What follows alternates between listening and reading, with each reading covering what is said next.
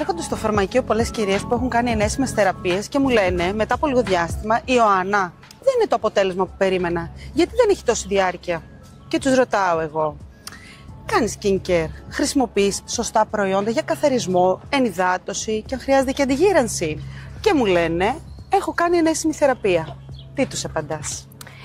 Η αλήθεια είναι ότι υπάρχει ένα τεράστιο boom αυτή τη στιγμή στις ενέσιμες θεραπείες. Απλά πρέπει να καταλάβουμε ότι ναι, μεν η ενέσιμη θεραπεία μπορεί να φτάσει πιο πολύ στο βάθος, ειδικά αν χρησιμοποιούμε λιονικά, booster, τέτοια πράγματα. Αλλά παρόλα αυτά χρειάζεσαι κάτι στην καθημερινότητά σου. Δηλαδή αυτό δεν σημαίνει ότι δεν καθαρίζουμε ξανά το δέρμα μας. Δεν σημαίνει ότι δεν χρησιμοποιούμε μια ενυδατική. Δεν σημαίνει ότι δεν βάζουμε το αντιλιακό μας κάθε μέρα. Δεν σημαίνει ότι δεν χρειαστούμε ειδικές κρέμες για τα μάτια. Δεν σημαίνει ότι δεν χρειαστούμε μια ρετινόλη για το βράδυ για να κάνει μια ωραία απολέπιση και να έχει μια καλή αντιβιωτική δράση.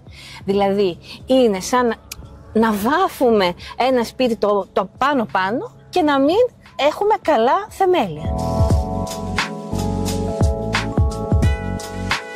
Οπότε είναι βασικό το skincare με έναν σωστό καθαρισμό, την ενυδάτωση με ορό που πηγαίνει σε βαθύτερα στρώματα της επιδερμίδας και βλέπουμε πιο γρήγορο αποτέλεσμα, την ενυδατική κρέμα, φυσικά το αντιλιακό. Φυσικά όλα αυτά είναι σωστά. Βέβαια, θα πρέπει να δούμε και τον τύπο δέρματος του κάθε ανθρώπου. Και αυτό μπορεί να σου το πούν μόνο ειδικοί. Άλλο καθαριστικό θα πάρεις για το λιπαρό δέρμα, άλλο καθαριστικό θα έχεις αν έχεις ένα κανονικό δέρμα και άλλο αν έχεις ένα μεικτό ή ένα δέρμα που έχει τάση για ξηρότητα. Σαφώς. Και αυτό που ακούμε τώρα τελευταία, αυτό το προϊόν είναι ακριβό, οπότε είναι καλό. Ισχύει? Όχι, κοίτα Ιωάννα, εγώ δεν είμαι υπέρ αυτού. Δεν θεωρώ ότι όσο πιο ακριβό, τόσο πιο καλό. Τα συστατικά είναι αυτά που παίζουν ρόλο. Και να είναι τα σωστά συστατικά για το δικό σου δέρμα. Δεν φαντάζεσαι πόσους ασθενείς βλέπω που μου λένε «Α, χρησιμοποιώ λιονικό φουλ και με σπυράκι». Μα αυτό το δέρμα σου είναι λιπαρό. Δεν θα βάζεις την φουλ ενυδατική βαριά κρέμα με λιονικό. Θα πάρεις κάτι που θα είναι για το δικό σου το δέρμα. Πολύ ωραίο παράδειγμα, γιατί πολλές φορές ακούνε για λιονικό και θέλουν να το χρησιμοποιήσουν και να μην είναι κατάλληλο για την επιδερμίδα τους. Όπως και υπάρχει η κατηγορία του λιπαρού και ευαίσθητου δέρματος και εκεί σου λέει τι να κάνω, τι να χρησιμοποιήσω.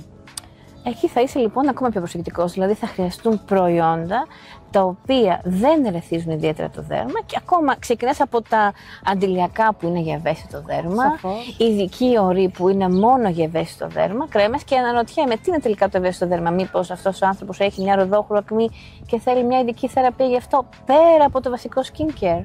Αυτό όμως μπορούν να το πούνε μόνο οι ειδικοί. Έτσι, αυτό είναι μια αλήθεια, Ιωάννα. Άρα λοιπόν θέλει μια σωστή συνεργασία.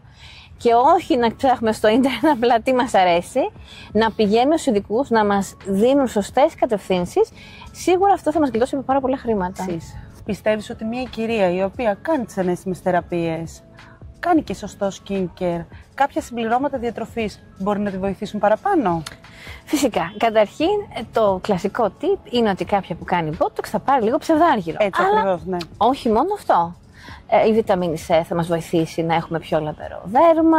Σε περιπτώσεις που μας πέφτουν τα μαλλιά, υπάρχουν και εκεί ειδικές βιταμίνες που θα χρησιμοποιήσουμε και θα βοηθήσουν τα μαλλιά μας να είναι πιο δυνατά ή τα νύχια μας πιο δυνατά.